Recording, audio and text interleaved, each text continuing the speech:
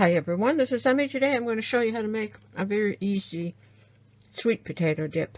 So let's get started. You're going to need one sweet potato that's cooked. Use any method you like of cooking. I microwaved mine. Scoop the sweet potato into a bowl and mash it.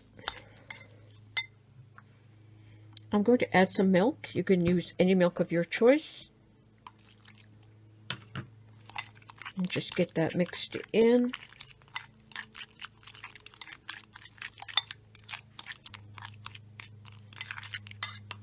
I'm going to add a bit more. You can add as much as you like. I'm going to add some garlic powder, some salt, pepper, and some lemon juice. About a tablespoon. And mix that all up.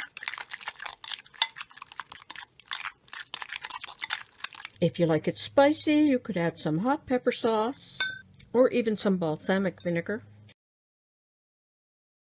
I'm going to add a bit of green onion. Go with a bit more green onion.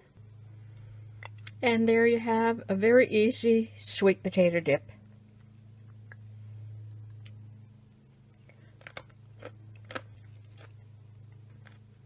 Yum.